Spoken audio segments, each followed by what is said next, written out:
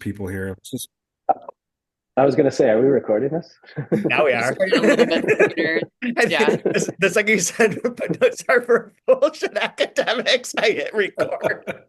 That's the next shirt. Is that the shirt for this part of the season? Footnotes are for assholes. That's the t-shirt. And Kind of goes along. it should say and academics, but funny story, it got cut off It halfway. got cut off. Fuck me. Can't Oh, do man. anything. Welcome to the 2 Month Review, the weekly podcast brought to you by Open Letter at the University of Rochester, in which we take a giant book, or in this case, 2 books, break it down bit by bit, talk about it, analyze it. This season, we started off doing Melville's The Confidence Man, of which I'm wearing my Grifter's Gonna Grift shirt today for our episode. And now we are switching over, as of today, to Melville by Rodrigo Fresán, and we'll be talking about the first 61 pages today. So I'm Chad Post from Open Letter Books, joined as always by Kaya Stramanis, senior editor at Open Letter, translator from the Latvian. How are you doing? I'm great, Chad. How are you? I'm okay. And also Brian Wood, author of Joytime Killbox. How are you, Brian? I'm great. I'm slowly but surely becoming more and more the color of wallpaper paste or other bodily fluids as the winter progresses. You do your screen for anyone watching this on YouTube does have a single sort of tone to it. Like You're looking a it's little like you're layered. You're looking a layered. little Bartleby. Just an English, a cold English beige. It's just layers of beige. It's really, really depressing.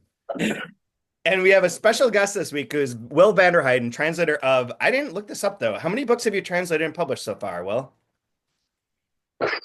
That's a good question. That people have read. At least, yeah. Well, that's an even better question. I think 10 or 11. I was going to say 12. So in that, so Maybe 12, yeah. So somewhere around there, including Melville by Rodrigo Fresán and 4 other Fresán books that we published, 3 of which we've been on the 2 Month Review, the invented part, the dream part, the remembered part, but then also you've done Bottom of the Sky. And Melville does match your whole color scheme, Ryan. You are like, you are really does. Nailed it. white on top, creamy brown on the bottom. Can you just make that the YouTube the screen? Oh yeah, you can do all that stuff. I just never do, but I'm gonna do it for this one. This was on purpose. Come on, man. Beautiful. I'm gonna make that the screen cap for the picture on the website too. I tried to do the hair with waves, but it didn't work out the way I wanted. I mean, it should be said. So the cover of this book, which is really beautiful, was designed by Rodrigo's son.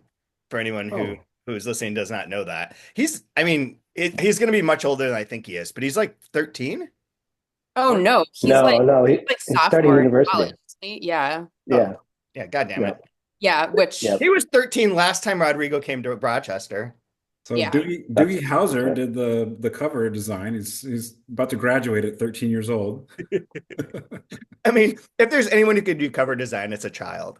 Like, to be honest, like not to shit on cover designers, although I have seen that list from LitHub or whatever, and I got questions, but like they know how to use programs. That's Yeah. true. I mean, to be fair, he did the cover design of the original, right? And Yes. we have Daniel Benneworth Gray to thank for the cover design of the English edition. That's true, but they are almost the same. The sort of context is the same. You have the original in front of you, Will? I can snag it. Yeah, I'm curious what it looks like for those that are in the visual media. Yeah. Ah, nice. Okay. Also, that E is this that matches. E. So the E shows up and doesn't show up. My color palette. Yeah, that's true. You're matching now too. what is happening? This is the weirdest opening to one of these podcasts we've ever had. Perfect. So we're going to be talking about the first 61 pages, although I think mostly we'll be talking to you, Will. And I think that's a good place to start is why don't you give us your elevator pitch for Melville? Oh, geez. Putting me on the spot. Yep. Well, it is a maximalist novel about the life and work of Herman Melville, about paternity, about paternal legacy, focuses and zooms in on the life of Herman Melville's father, Alan Melville, and takes these sort of key moments from his biography as like jumping off points for Fresán to sort of do his thing, um, in the way that he typically does, where he likes to look at particular moments in a writer's life and sort of see the intersection of the reality of their life and the fiction that they create. This sort of the way the life influences the work and the work shapes the life. It's not really a very good elevator pitch, but It's okay. That's it's a good. it's a hard book to describe very very succinctly.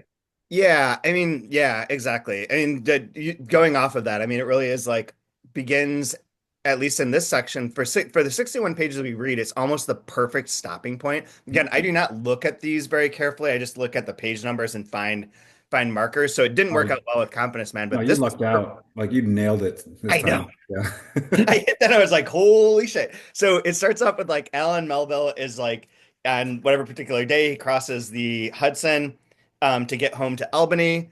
And he then gets sick and gets feverish and dies 38 days later. However, for this section of the book from 1 through 61, it talks about his crossing the river and then goes back to sort of explain his whole life with like the footnotes from Herman Melville sort of jumping in and kind of uh doing what you're talking about, Will, of like expanding on like how this becomes like his stories and the novels. And then it ends having circled all the way back to their moving to Albany, to his father, Alan Melville, trying to like make a business again through Boston, through New York, not being able to get that done, coming back, trying to get back home, getting stuck and walking across the ice to Albany. And boom, that's the end of the first 61 pages. It could not have been planned better. Like it was the perfect like sort of way to introduce this. But like you said, the book is about like that father-son relationship and like the interplay between his Alan telling Herman like crazy shit as he's like feverish and sort of delusional about his life and about his tours and whatnot after he gets sick on this particular walk, and then how that may did absolutely influence Melville's writing and sort of leads to the idea of this. What I think Rodrigo seems to be fascinated by a lot is by creators or people who come up with something that really breaks literature or breaks the form. And like Moby Dick just breaks everything and seems to come out of nowhere. Like it's something that like is a bit of a rupture and Terrible does. book, by the way. Yeah. Terrible. Doesn't I have make a any friend sense. who I'm not going to name because they might be listening to this, who drunkenly in a bar was like, Moby Dick's not even close to the best Melville book. It doesn't work. The first part has one voice, then it goes away, and then the third part has that voice. It's not the same. We're just like, I don't know what you're talking about, buddy. Like you're one shot too deep now. But anyway, so that's a good description of the book. As itself, but like, how did you find? Because one of the things that when we were pitching this initially, before we had really like, I think before we even read it, but one of the kind of descriptions and log lines we were using is that it's almost like a coda to the trilogy, which anyone listening to this for a long time will probably be familiar with all the discussions we had about invented, remembered, and or dreamed and remembered part, and how those are really about this kind of ancestral heritage as well, this passing on of stories, this sort of like that lineage. And this kind of comes and sort of synthesizes a lot of those ideas and is very much again about that father-son relationship and the passing along of stories. Did you but at the same time it's written so differently. Like this is so much more Mhm. like Melville, whereas like the invented part, dream part, remembered part are a different sort of voice. They're like kind of more bombastic within the text. It's more like the voice from those are in the footnotes here. Um, Mhm.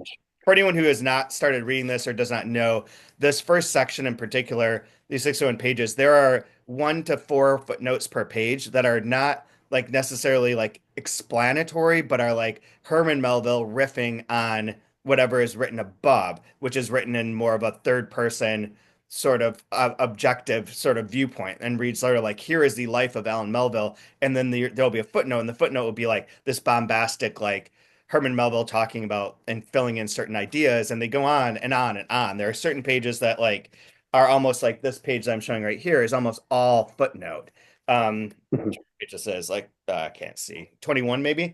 Um, but there are a lot of that. But the voice has changed. So how did you find like going from the part trilogy into this in terms of your Um, work? well, just to comment about the footnotes and like how I think that they're working here, it's sort of like the inversion of the relationship between Alan and Herman, because Alan is historically sort of the footnote to Herman Melville's life, right? And so in this case, now Herman is placing himself in the footnote. So that's sort of how That's what that's working structurally.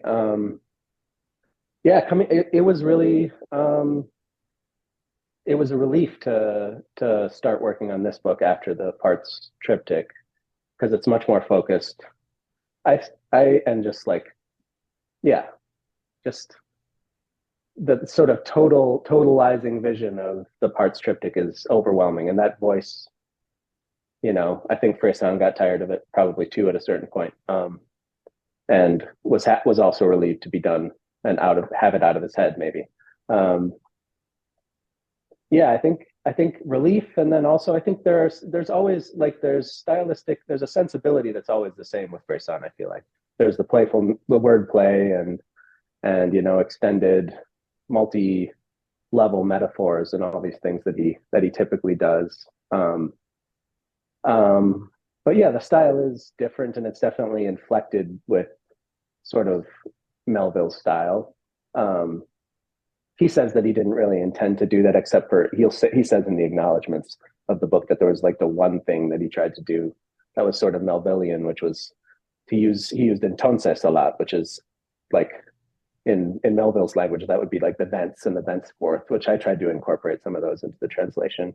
I was definitely reading I reread Moby Dick and was reading the Herschel Parker biography of Melville when I was, because that's what's referenced a lot, especially in this first section for the biographical details, which I didn't know much about. So I was reading a lot of that and reading a lot of Melville while I was working on this translation. That was going to be one of my questions. Yeah, and so I guess I was just trying to immerse myself in Melville's style a little bit, but wasn't consciously attempting to like Melvilleize Fresán's prose. I feel like it's sort of him, like you said, riffing or doing his sort of take on Melville, kind of, but it's still his voice.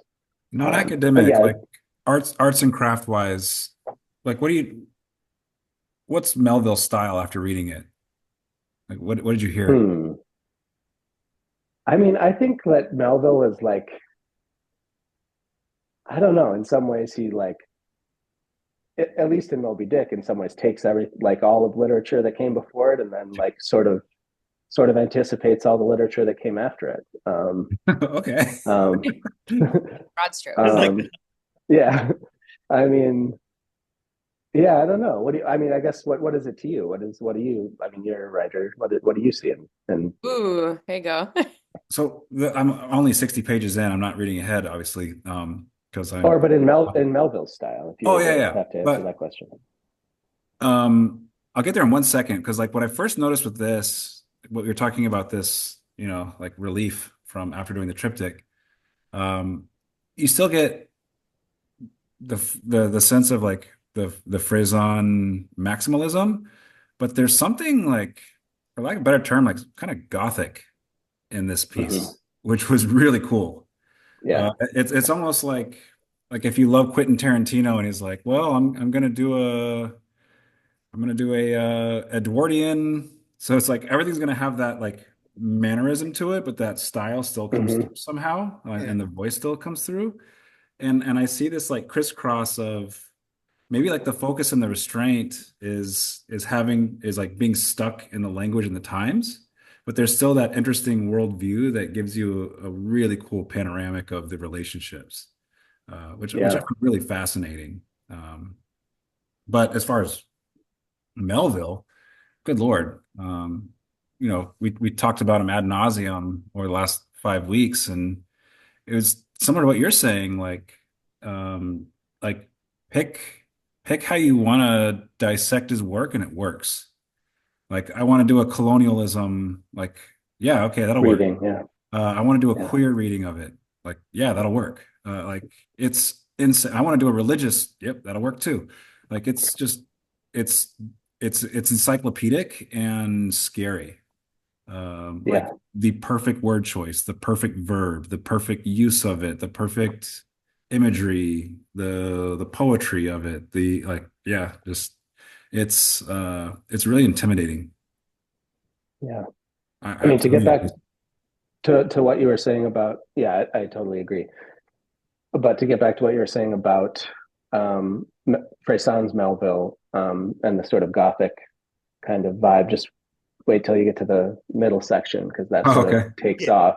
Okay. And I think he sort of thinks of this as kind of his. I mean, yeah, he plays with the sort of gothic horror motifs and things in that section in Oh, particular. okay. Interesting. We And both don't I want to think say you're, something Oh, okay. that yeah, that yeah, Frazan says in all the interviews that will be linked to in here. He says it very forthright and upfront, but like leave it, yeah, let's just leave it be for yeah. the sake of Sounds like good. anyone No, not no aware that this. spoilers. Yeah. All right. So my hunch is correct. I wandered No, into it. it's a great reading. I think. All Yeah. right. Yeah, absolutely. I mean, one thing's like Frazan's always super elegant and in the writing and very, very on point. But even the first paragraph, one of the things I had marked in the very first paragraph, which has like a true Confidence Man Melvillian vibe to it. I don't read the whole. I will because I want to get to the point that I mean that I want to ask you or mention. Now he knows he's surrounded by everyone and everything, but he feels more alone than ever. Here, the perfect solitude of one outside, but with no way in. Freezing, but soon to burn, the fire of a fever already rising inside him, speaking in smoldering, scorching tongues, sparkling words that flame and name, far away and foreign to any warmth of home, to that home he's dying and where he'll die to return to.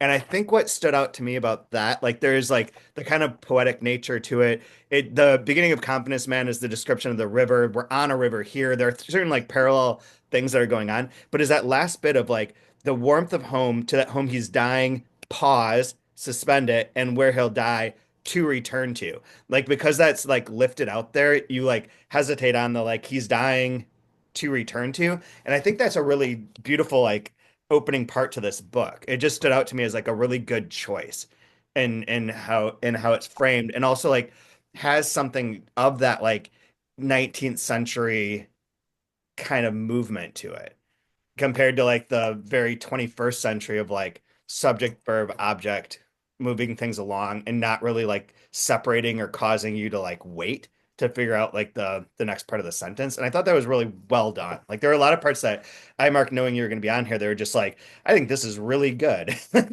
this line is really, really special. Like, and then some things that are like Yeah. fun bits of the actual book itself are like the sort of questions it raises. Yeah. I think that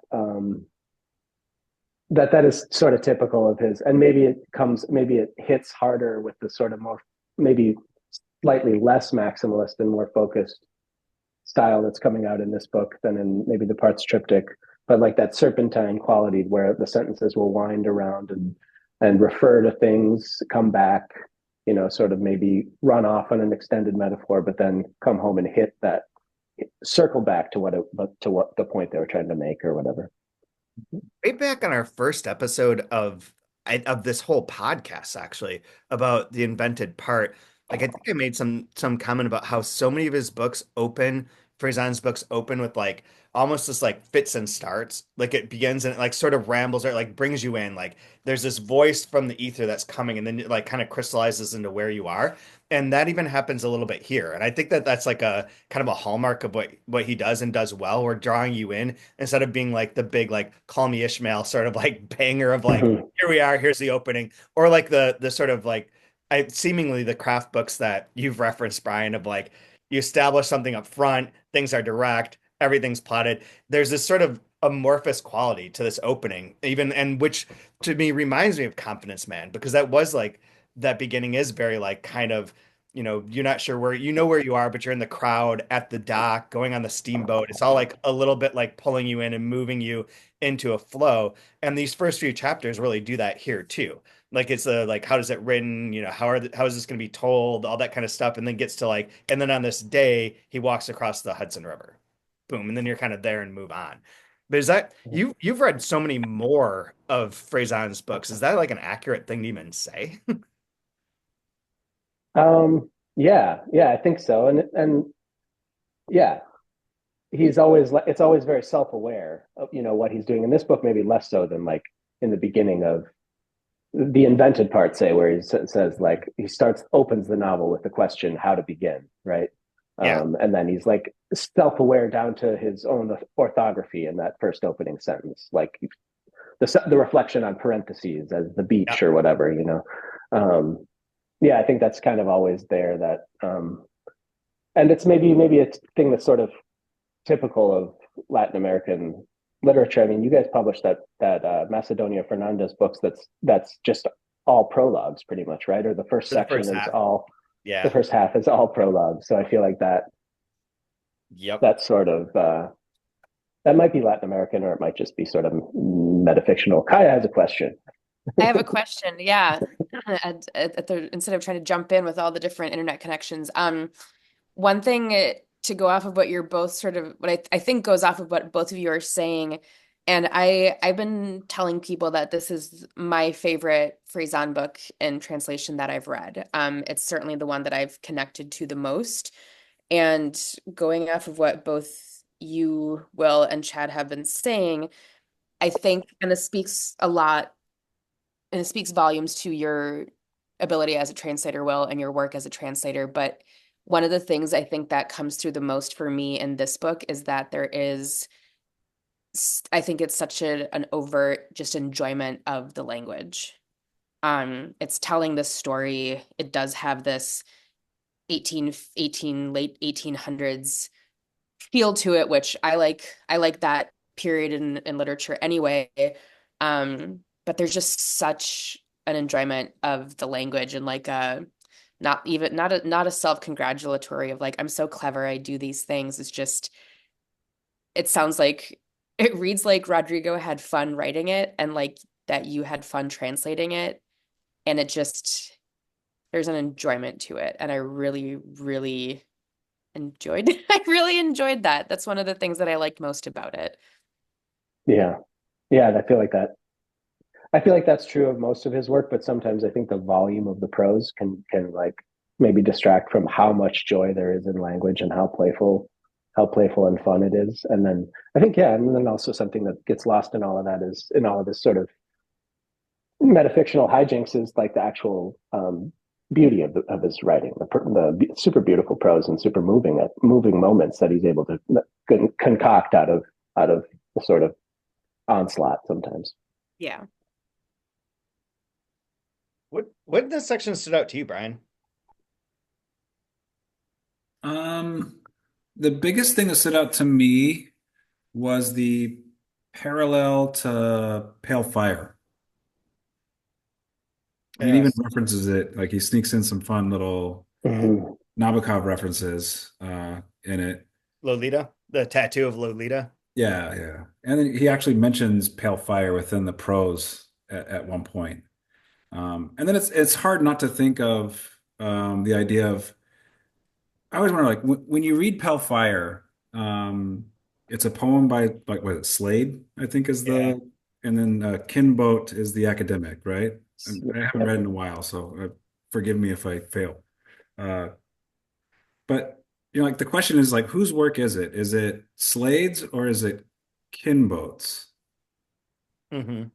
And you would think that because of it's almost like Kinbo's telling us you don't know how to read this unless I offer you these footnotes.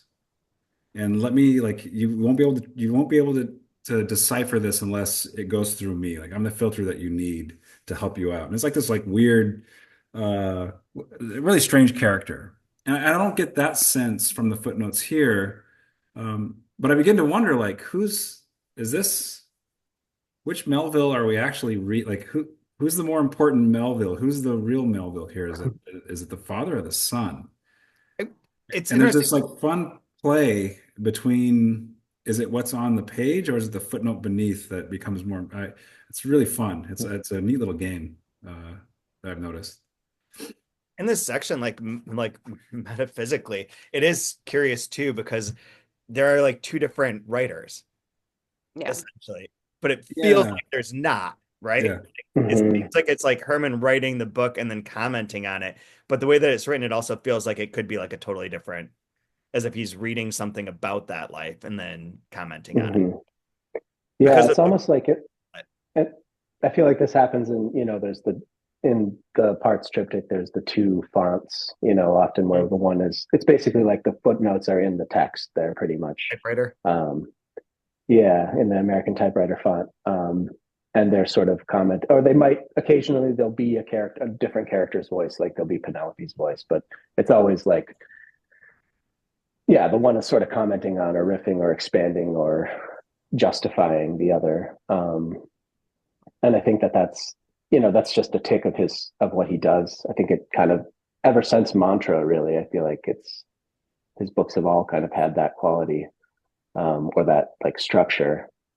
Um, and here, yeah, I feel like it's almost like he's looking over his own shoulder as he's writing the third part, the third person part that's talking about Alan Melville's life, and then in Herman Melville's voice, he's having to comment, having to add these things, having maybe to justify like why he finds Alan Melville's life interesting, reading it against Herman Melville's life and against Herman Melville's work or something.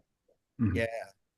Yeah. Speaking of mantra, I do like on page 48 where it hits a bit where it's like talking about their marriage and saying the smelting and forging of their surnames is viewed as inevitable, and they are repeated together like a mantra that could devolve into the worst of karmas, which is like two references to the earlier books. Yeah.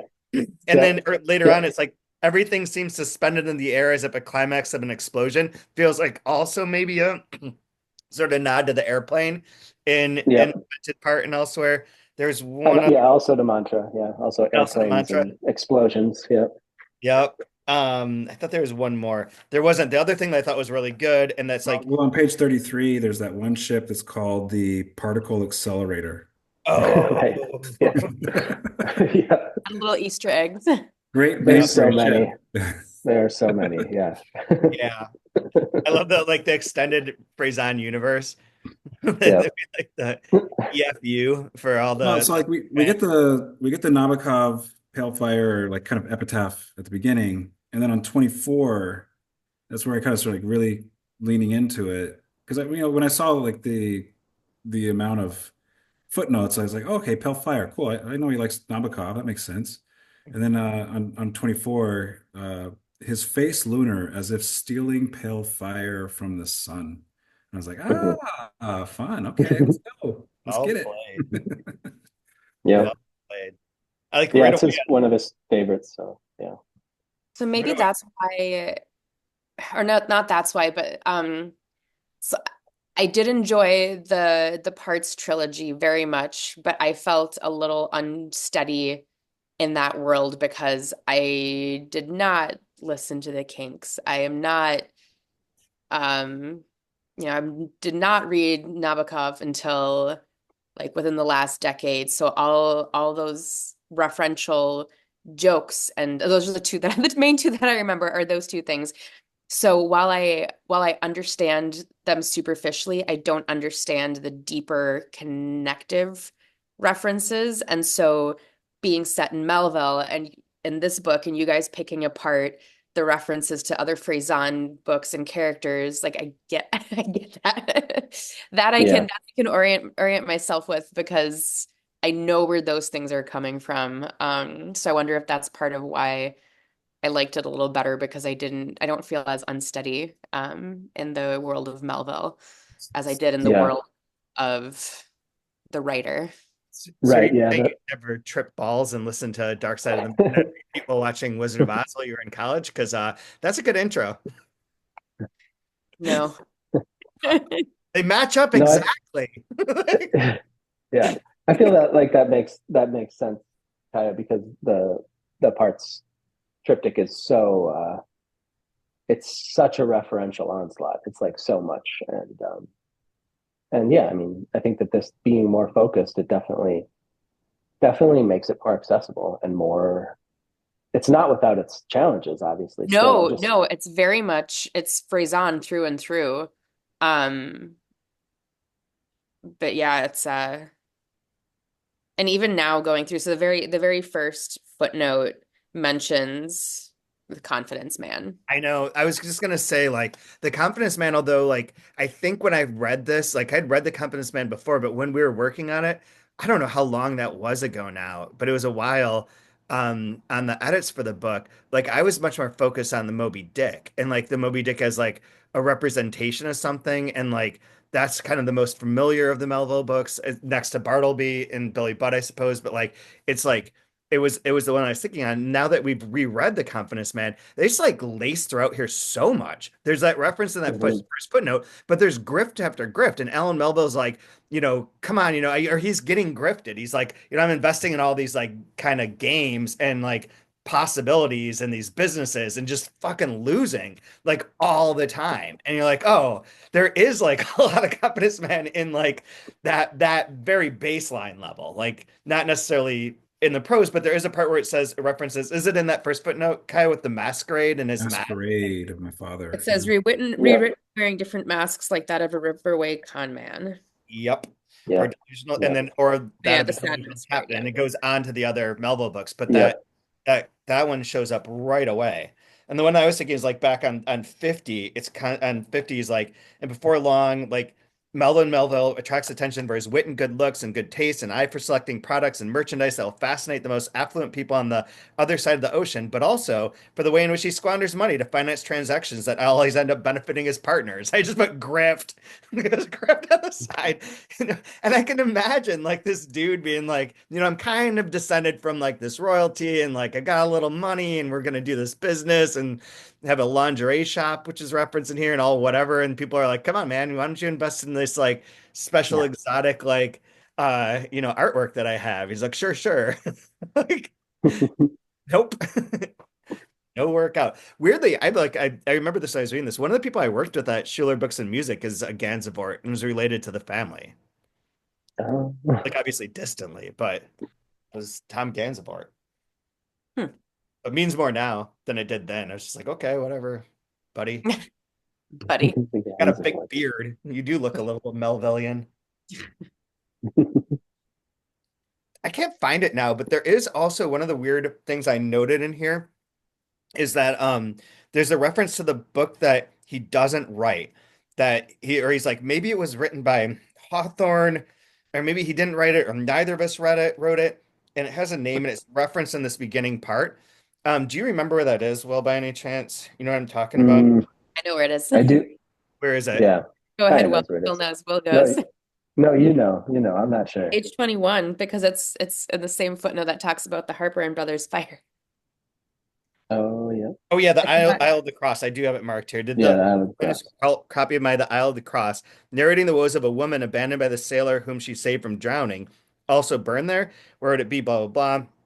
And I confess, and this is a very Fresán thing too, and I confess, sometimes I was inspired by real events that I turned into impossible fictions. Yes, I wrote everything rewriting something so I later could read it and only then understand it. That book, that story, like exists between the two of them. I forget how this goes. I meant to look this up, but there was like I think Melville went to Hawthorne and said, you should write this story, and gave him the story of this woman who, like, or there's a shipwreck and this guy saves this woman and then things go awry. And like not too many years ago, maybe it's 10 years ago though now, because like time goes fast. Sarah Mesa and another Spanish author wrote this story as if they were writing it based on the notes of those two that existed, like this sort of outline of this sketch. And there is a book that has the two versions of it existent, and part of it's been translated and I've read part of it, and when I came across it in here I was like, oh, that's right, I remember that thing. But it is like one of these weird footnotes that would be only in a Fresán book where like people would be like, oh yeah, this like random bit, like I need to get my eyes checked because I looked it up and I wrote Isle of the Crows, like the bird, and I just found like stupid George R. Martin shit. And I just like, oh, that's a really good like made up thing. Like I totally bought that. Man, genius. Yeah. Oh, cross. Isle of the Okay, it's Crows. cross, not crows. Yeah. Isle of the Crows is way better than Isle of the Cross, but whatever. That's a great Isle of the Crows. Yeah, there's I want to see nothing wrong that. with reading glasses, that. man. There is not enough light in the world. There's not Oh, enough man. light in the world. But I there was feel better. I feel better about running into a dead end. there's With that one page too, like one of the things I like about like the play that we talk about with Fresán or just generally like with the wordplay where it's this is maybe a very easy example, but it's the sort of thing that I would use with my class for like how you do certain things with writing or with translation is on 50 after it gets scripted, where we go back to like the kind of constant refrain of like Alan does a bit, but Herman obviously is like always wants to be on the sea. Like he's over and over like sent to like, live on the farm and just is like, no, fuck this. I'm gonna go sailing and like tour the world, all that kind of stuff. And on that 50, it begins treacherous accomplices who, this is after it gets scripted, treacherous accomplices who first let and even prompt him to embark on bad deals, so embark that after watching him sink will benefit them when the tides wash up his cargo on their shores and Alan Melville finds himself forced to liquidate at no cost. Like that number of like words related to like sea and water and all of that is like so jammed in there and it's like it's kind of like on the nose in a certain way and also like wonderful that it all revolves around the word liquidate. Um Mhm. as that final punch. I love that. And that would be a good example. Like I assume that a lot of those are kind of the same in the original, but also like as if it was like any need to compensate in any way, that's a good place to get that in because there's so many phrases that we use in English that relate to like water and sinking and afloat. Your business is afloat, your business is sinking. Mhm. And I don't know if that's the same actually in Spanish idioms, to be honest. I had a Yeah, I mean, super woke. Oh, go ahead. Do you have something no, important to say? you go ahead. I don't have anything I want important, to but hear I super was just going to woke say, as a good lead in. yeah, So now my very I'm first curious. semester in college, this is in the year 2000. Uh, she was a Berkeley graduate and was way ahead of the curve with like what words you can use and what words you can't use. And she would not let us use any words that had a militaristic or attacking vibe to it. So in our essays, like you couldn't use words that had any violent connotation. And you start realizing like, holy shit, that's a lot of verbs that you just took out of my language I can't use now. Like I don't know, just to make something like, you know, kill two birds with one stone. Let's not kill anything. It's like, well, no, we're not killing anything. Yeah, but it's a violent reference. And we're like, oh, okay. Like that example, like Can't even you refer to really, like a man of war. Like yeah, well, there's whole species that don't exist. don't you dare. Yeah. But About no, that. that immediately made me think of that professor and how like just completely neutered. Well, maybe not a good word to use. Completely took away sacked. You can't say sacked because that's killing somebody or taking something over, right? Sacking. So yeah, but I'm a sucker for like sports people and sexual things that they say unintentionally just because all of the terminology surrounding like sports descriptions is so sexual. But there was like one quote like, penetrate the lane. And again, there's like, I mean, it's always like just right kind of there. But there was one back in when I lived in Illinois and Chicago, this sports talk radio station would have like the quote of the year. And one of their quotes was from, I forget who, but like a coach or whatever talking about or analyzing some quarterback, and they said, "Well, he's got such a long, slow release. It's so easy to jump on his balls." And they're like, "That was the quote of the year for the thing." Because it's like that's the most sexualized thing. And you remind me of that, Brian. You eliminate thank that you. too. Eliminate that Right? from sports talk, and you're gonna have dead air. So like this verb here will embark, right? Treacherous Mhm. accomplices who first let and even prompt him to embark. Like obviously that's a you think of a ship with embark. Mhm. Is that, like is there a similar verb in Spanish that has a nautical connotation to it that just or I did was you just looking to see what it was in the Spanish, because it's but I like think an amazing there is verb a choice. Embark yeah, on bad deals. Awesome.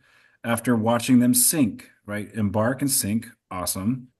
yeah, Uh tides, wash, cargo, shores. Yeah, liquidate. yeah. I mean, I think it's you're giving me a lot of credit, and a lot of it is there in the original. Okay. So, I mean, you have to. I think as a translator, you got to be like attentive to like the different layers of meaning of those word choices in what you're translating. Yeah, yeah. But embarcar is this, it's the same in Spanish. So. Okay. um, and like that on the noseness of the repeated like double meaning of these sink and embark and all these stuff that's revolving around ships and everything is all Yeah. it's all there. It's heavy in the Spanish too. So And like yeah, I want to I don't want take to credit. language nerd out too much, although I'm sure the majority of the audience would. Do you find like if we go back to more English words that are rooted in the Latinate, that do you like go there more often when you're trying to get a really close translation from the Spanish? I guess I haven't thought about it consciously, but that could be true. I mean, it could be that you default that direction Mm, just because there are a lot of verbs that I mean, there are the false cognates that like sound like they're the same, but they're yeah. not. Don't necessarily have the same meaning or the same cultural um, connotations or whatever. But I think I probably do that without being aware of it. Now that you bring it up, I'll probably try to pay more attention. Jeez. No, I mean, I always try to avoid Latin at all costs because I'm dumb and I want something to be very plotting and monosyllabic if possible. So I always go for Anglo-Saxon, right? Fuck Makes sense. fuck conflagration. I'm all about fire. Yeah. There must be someone that's using like computers to sort of analyze how often those kind of two roots appear in certain books by author, type, translator, whatnot. Because Yeah. it is Definitely, interesting. there's definitely some AI doing it. Fuck yeah, there is. There definitely is.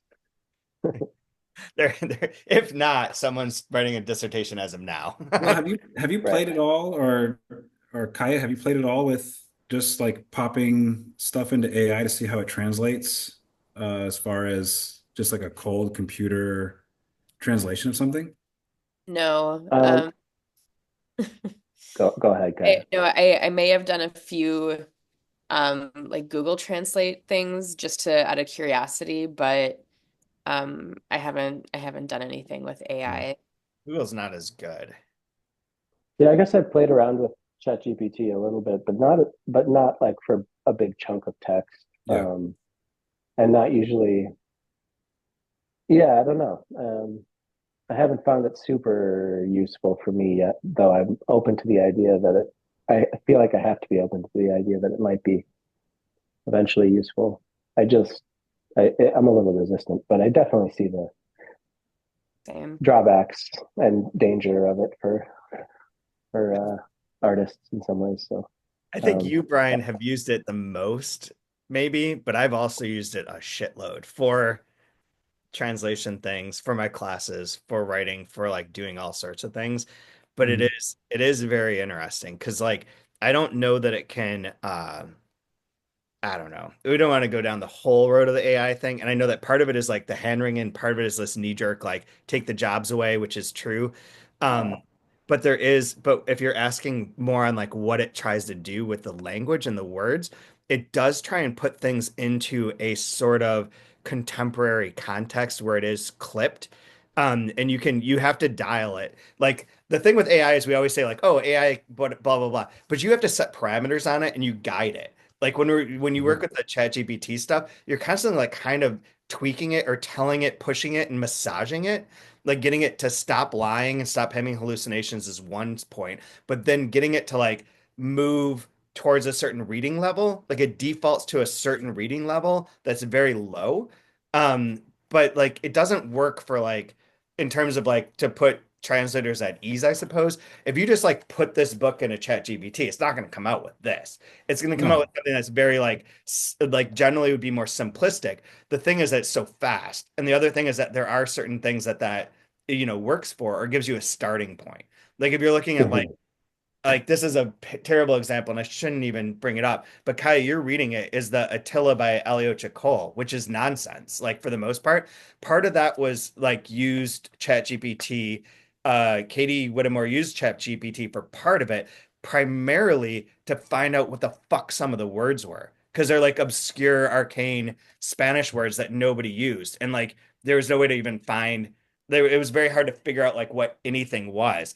But like when you looked at like what it churned out, and there's an essay that will come out that talks about this, what it turns out is not super helpful. Like it was actually much more work to like try and fix it because it wants to make everything at like a eighth grade reading level or sixth grade reading level. And when you have something that's like more complex than that, that's not the default mode.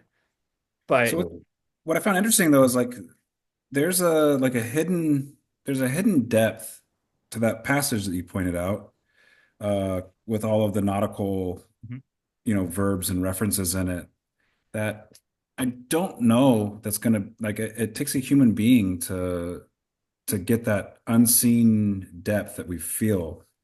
And it's referenced here in page 23.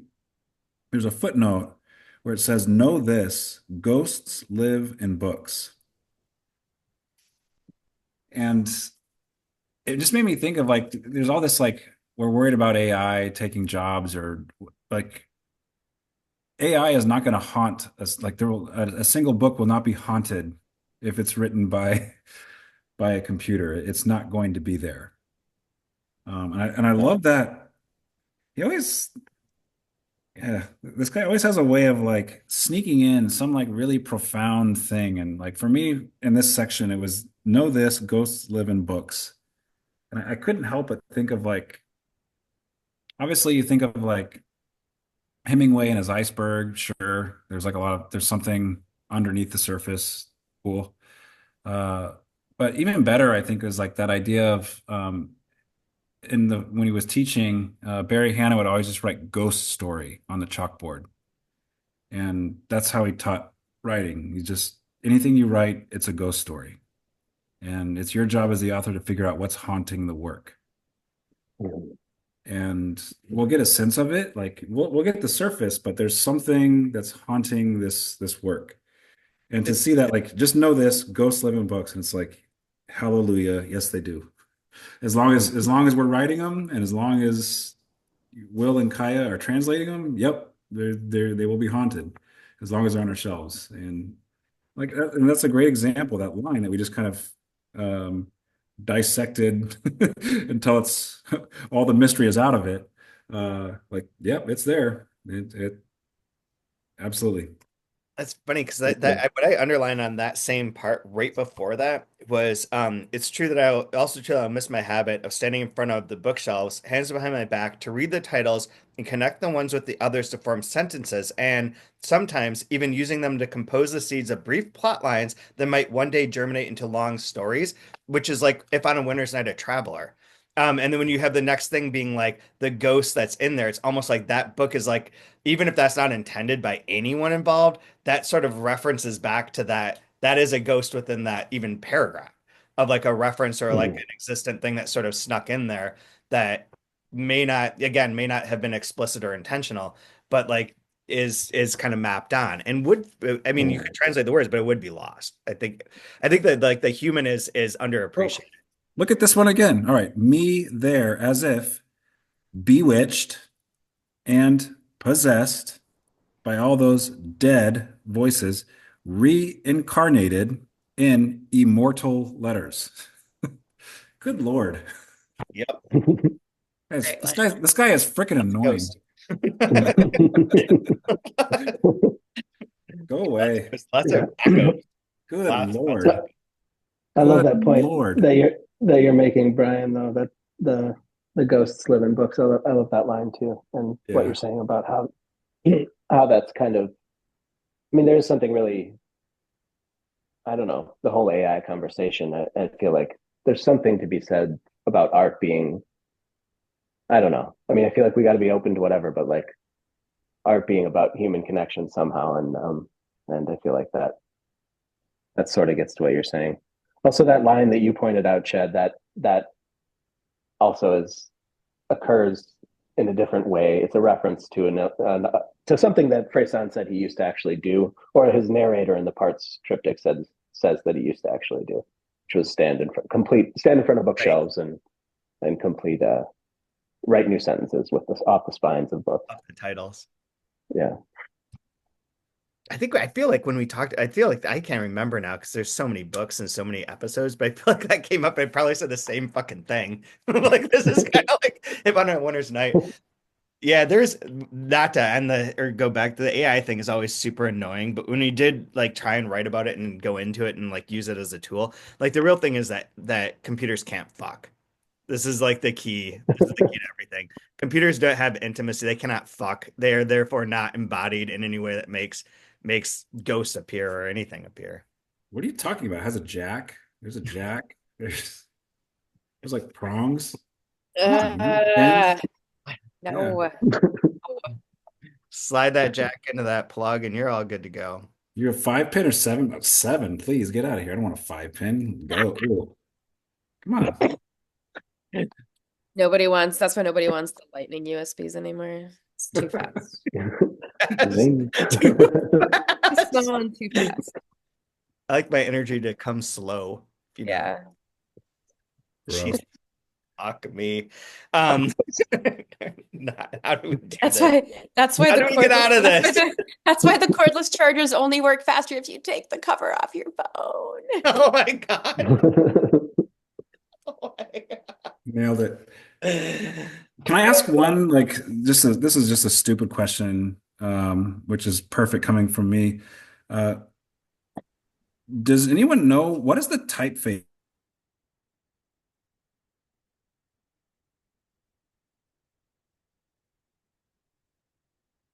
The body. Um, I could tell you, I would have to pull up the InDesign file. All right, because I It's tried to search that, probably, but it said it's not known. You should ask the publisher. So I'm going to ask the publisher. Are you serious? Yeah, the result I got said it would look in the colophon. I looked there, it's not there. Look in the near the back, it's not there. So I was like, all right, well, ask the publisher about it.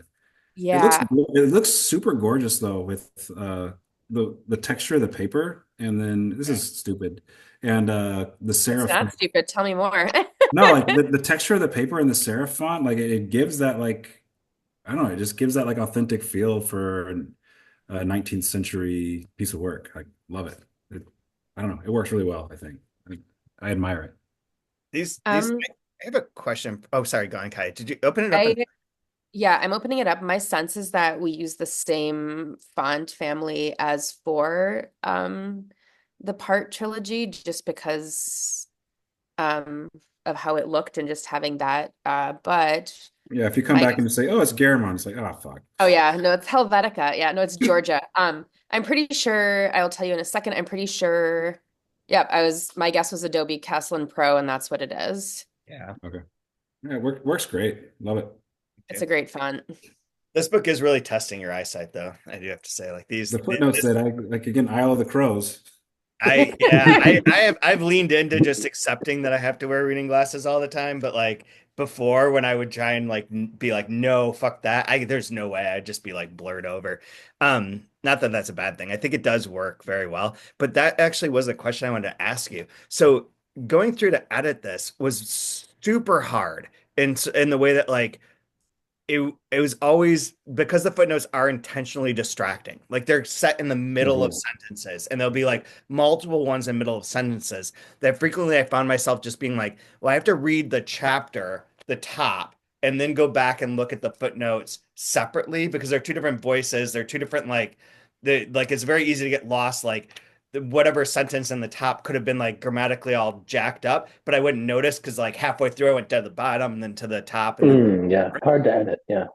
but like, how did you guys find reading it? Like for the first time and encountering it?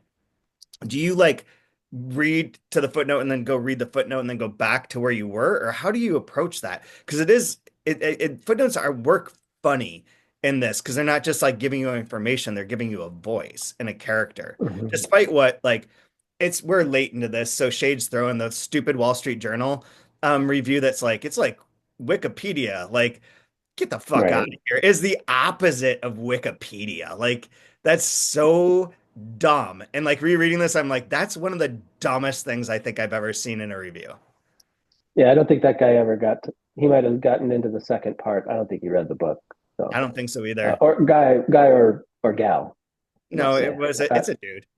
It's It's also probably a okay dude. if You like can you just can because Google it and I mean it's attributed. It's not like Yeah. that's Oh, not it a is. It is. yeah, I yeah. didn't know if it Yeah, was. women can be dicks too, I didn't okay? read It's it. not Yeah, I just saw a it's just screenshot. come on, be open-minded. and I was gonna Yeah. say it's also okay to it should be okay in a review to just say you didn't like it. Like you don't have to take cheap shots like that.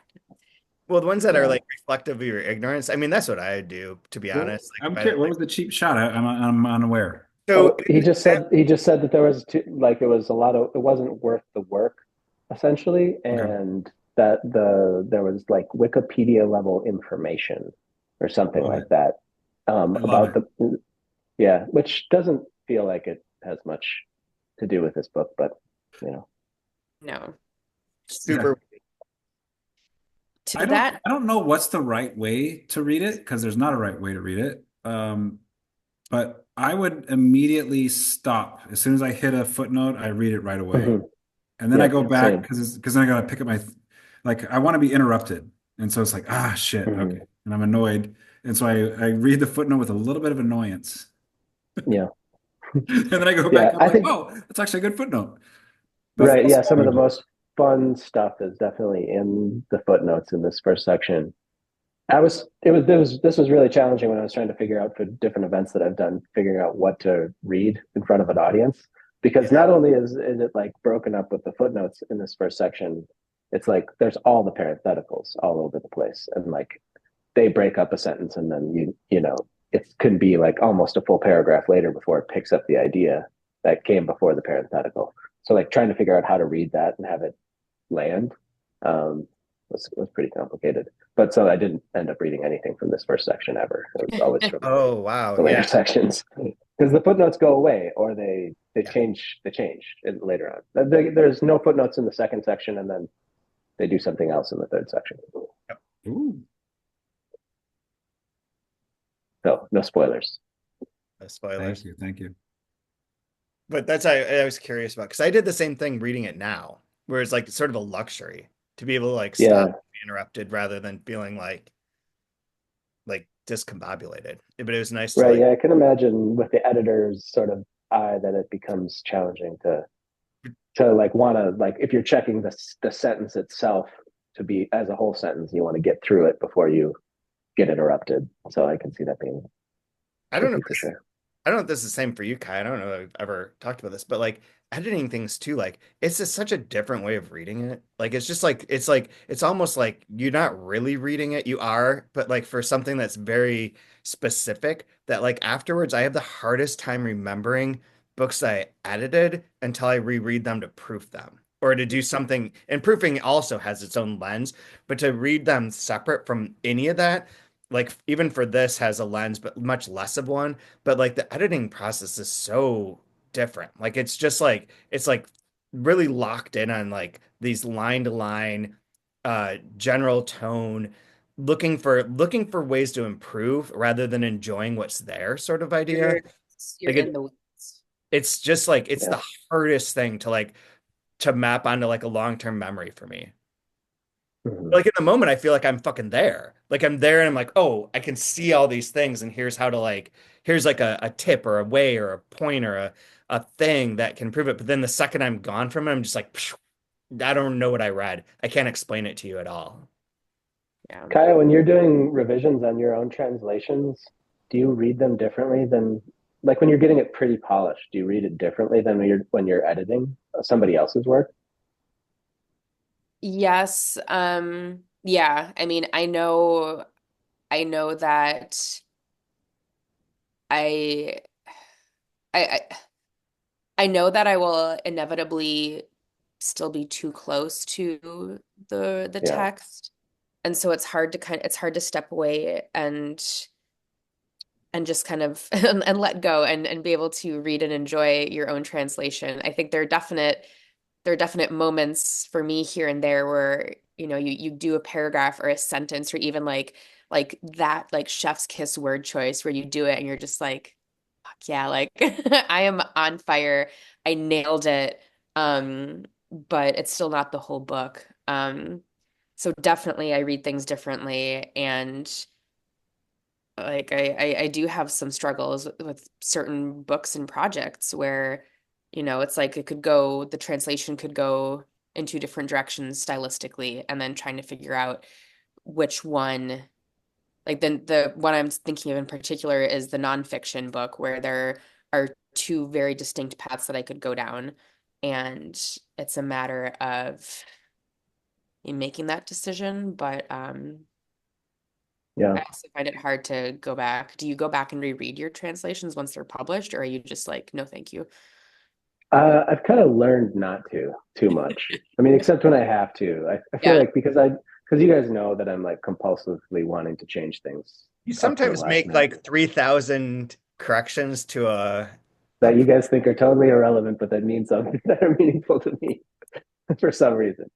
Um, yeah, Will knows from Alta this year that he's my story, like my number one story of like I get it, and I get it as a translator, like we want to tinker and we want to fix, but there's a certain point where to the larger reading audience, like it's okay. yeah, totally. They're not going to have nightmares over it the same way that we are. Right. Yeah. No, it's true. I definitely get weird and obsessive about it, especially when you're at the point of letting it go, and you're like, and you want to make sure it's so that you want to make sure that you can pick it up later when it's in print and look at it and feel proud of it. But Yeah. I don't go to Steven Spielberg very often for advice, but I heard this story about it was Matt Damon, and he was talking about Saving Private Ryan. And so he's working with Steven Spielberg, who's the director of that film, and they're doing a scene, and Matt Damon's saying like, "Yeah, I think I got about 80% of it. Like it was pretty good." And he goes to the director because Spielberg wants to move on, do the next shot. And he's like, I got a little bit more. I think I can get it honed in a little bit better. Can we shoot that again? And Spielberg looks at him and goes, all right, so we can halt everything, stop, get it just a little bit marginally better, or we can move on and finish this fucking film and do something else cool. What do you want to do? He was like, oh, okay, let's just move on. And like for me, that really like hit home for me because it's like I want to be, oh, I have this 100% idea in my head, and I know I'm probably good enough to hit like 75% of it. mhm, It's that 25% that just haunts me. And Hmm. like, I'm not looking at all the success I have. I'm looking at like, I could probably get a little bit closer. And it's like, yeah, you yeah, can, but there's like this curve of like how hard it is to get closer and closer and how much time it takes to get closer and closer. And it's like, how about just like say, that's really good. Let's move on and do more really good, cool shit rather than just stay and wallow on a line. yeah, yeah. Right. But Yeah, yeah, for I sure. always like my mind always goes back to like still Steven Spielberg saying, or we could just like keep making a movie. Totally. So Yeah. how would have Ben Affleck handled that differently? Yeah, exactly. You would have been like, let me direct this. Yeah. good. That isn't there. I think there's a economic term for like the rate of efficiency or like like where you get to a point where like, yeah, to improve it, the cost is so much higher than it is to just let Mhm, it be. And it's very mhm, asymptotic in that way too. But yeah, I feel that a lot. As well with like editing or whatever. Like you just have to let it go. So no offense to mhm. your tinkering. I appreciate the No, tinkering. no, I get it. Oh, I it's just important. No, but I get it. No, I think that I own the tinkering and like just have learned. Um, yeah, I mean, I just need to yeah, there's just a point where it comes where I'm learning to let things go more easily, and then also just not to when it's done, when my part's done, it's done, and I'm it's okay done. with it. And even when it Yeah. comes out, it kind of is too. It's like you like I don't know, like we have like the errata thing. That's sort of different from it. But like there's that moment where you're just like, even no matter what we did, if you made like two sentences slightly better, nobody's Mhm. gonna notice that. Like there's a level of Right. like that sort of like you've gotten it so close to perfect that like it's very hard to know that who would be able to be sensitive enough to know that it was slightly better or could be Right. slightly like there's very few people that But say if all of those words didn't have that sort of nautical valence in that one sentence, right, like would it hit the right. way it does? So those are the sorts of things, like especially with a writer like Fresán, I'm like, am I getting it all? Am I getting like, and so that's why the sort of manic kind of attention to things, I think. And And There's even a after all that, it's still not worth it's not worth it for the Wikipedia references. we So, still so, have so you did it all for nothing. we still have the Rupert Murdoch rag criticizing it, you know. So Is Wall Street Journal, that's a Murdoch one, isn't it? Oh God. I think it is, isn't it? I have no idea. I just know that it sucks. It's the highest profile review that the book got. I mean, yeah, that's true, which is always unfortunate. Well, I mean, the New York Times is too busy like shaming progressives and like kowtowing to like the centrist Republicans to cover anything anymore. But that's Yeah. again, it's late in the podcast. Nobody's going to hear this part. We should probably start wrapping up, guys. It's been a while. Do you have any other things you want to bring up about this particular section, Brian, Kaya, Will? I want to talk about the Harpers and Brother fire. Yeah, do it. So on page 21 in the footnote, it mentions a fire at the warehouses of publisher Harper and Brothers in 1853. Mhm. And I found the newsletter, let's call it, from Harper and Brothers, effectively apologizing for any delays. And it's from January 1854, so I'm going to assume that Fresán was accurate and the fire probably took place in end of December 1853. But it opens with from Harper's New Monthly Magazine, opens with a word of apology. For the first time since the establishment of Harper's New Monthly Magazine, the publishers find it necessary to apologize for delay in its delivery and for deficiencies in its mechanical execution. The last sheet of the present number, illustrated with its usual pictorial embellishments, had just been sent to the press on Saturday, the 10th of December, when a fire broke out, which not only consumed the printed sheets, stereotype plates, woodcuts, and copy of the magazine, but in a few hours laid their entire establishment in ruins. And what happened there is that, ironically, they had a plumber working on some pipes, and he lit his lamp from a gas burner with a piece of paper. And instead of throwing the paper on the floor for fear of fire, he looked around for a place to extinguish it, and he saw what he thought was a pan of water in a small room next to where he was.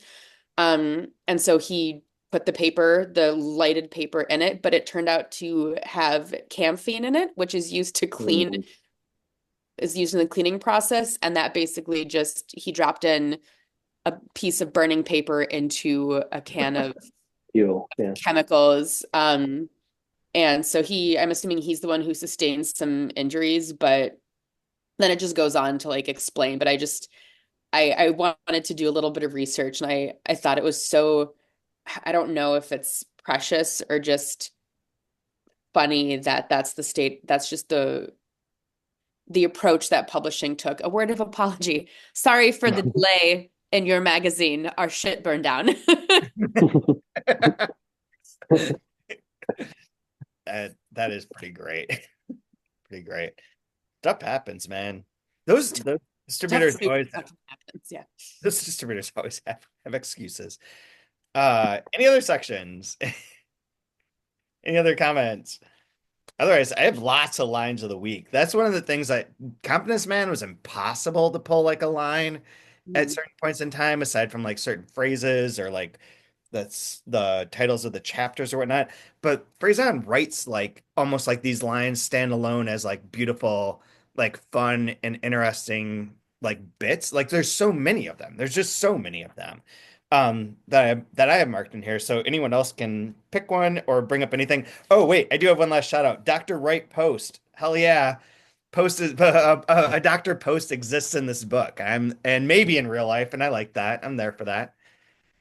Little shout out. Anyone else can go first because I have a bunch.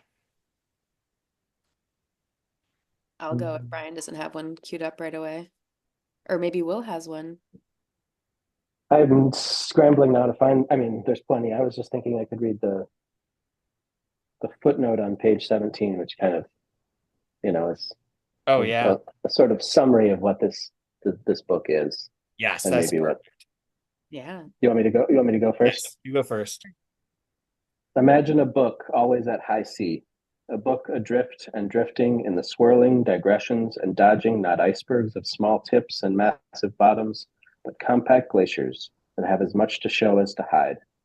A book that is nothing but a perpetual draft, because every book is never ending.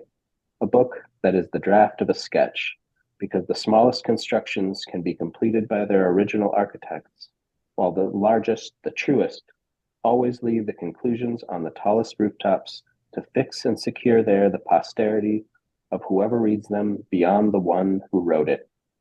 My case, without looking any further. Hell yeah. Sick, yeah. I'm sure Fresán's a good writer, but how much better is it when it's translated by Will? I mean, come on. Let's I mean, go. there was one thing I was gonna sort of, I don't know how to ask it without getting into too much stuff, but like the adoption of the style, like because there is like and maybe putting words into a translator's mouth overall, there are like certain choices that you have to make in terms of like how much of the retention of the original style, the length of the sentences, with Spanish especially, like the way the clauses are arranged, the way that like things are, all the commas, all the like sort of proper way that it's evoked.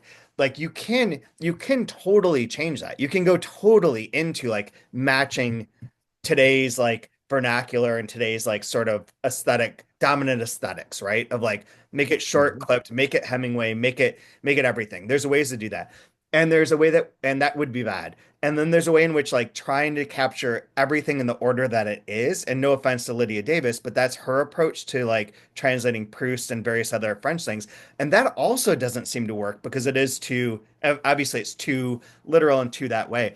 But I do think that merger, when it is like a Fresán Vanderhyden joint. Like it is a style that's between those two styles. It's like you're not even like within that. You have a style of writing, you have a style of expressing yourself, and Fresán does. And this book is somewhere Mhm.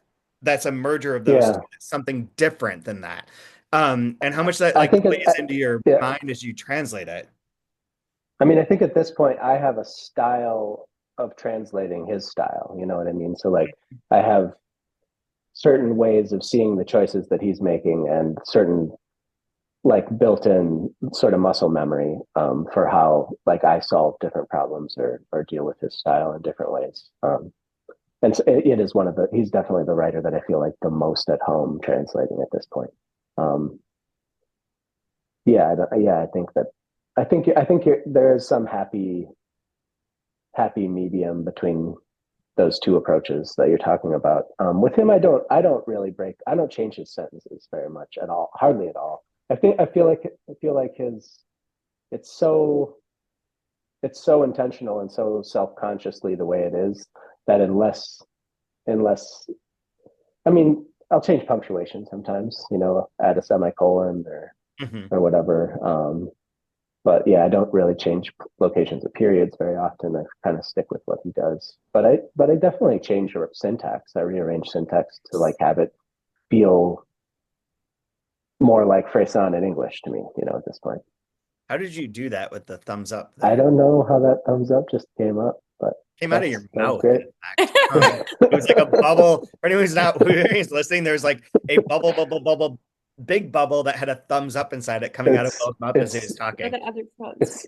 it's the Very, ghost. very weird. But yet, yeah, I mean, there is like, I feel like there's some sort of tendency among certain presses and people in translated where like the book maybe doesn't have the most distinctive style in which they're trying to appeal to the widest possible audience. Mm-hmm. Whereas the widest possible audience for Frazan and for any book that is of this level is being representing it in its complexity, in its like Yeah. non Hemingway-esque sort of thing. Way to go, Brian. Brian's the last of thumbs up.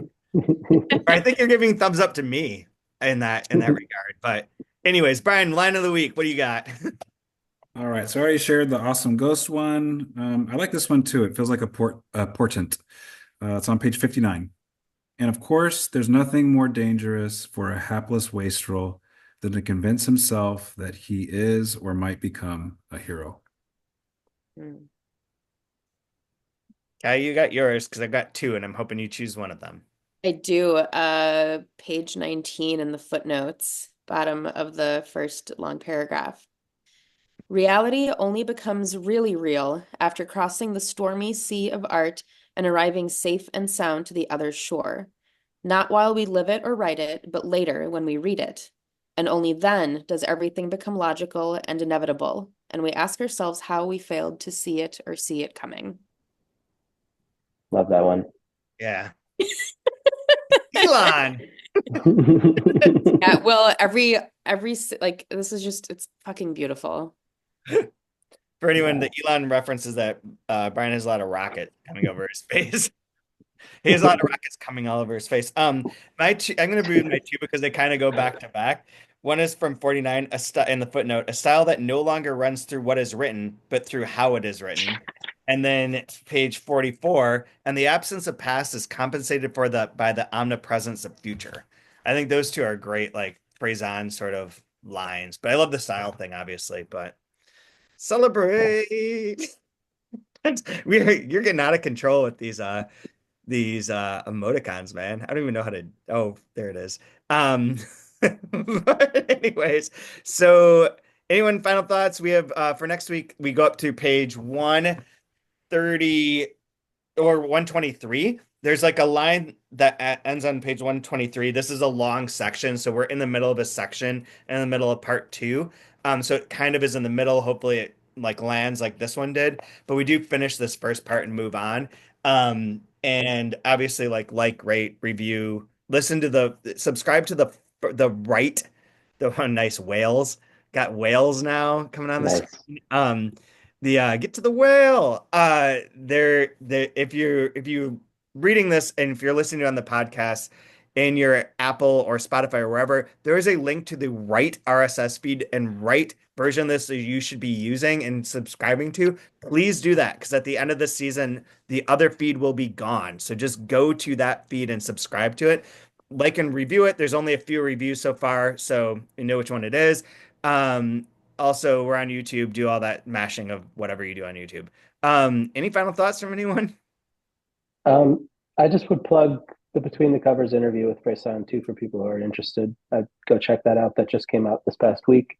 And also, there's a new short story that I translated for the Southwest Review for their latest issue, which is now available online. So I you can find, saw that this morning, and I was like, yeah, oh, I need to go read that, but like I didn't get to it for this. But yeah, it's pretty cool. It's from one of his second book called Vidas de Santos, Lives of Saints, and it's a story about Oppenheimer and Glenn Gould. They're both characters in it. It's really really cool.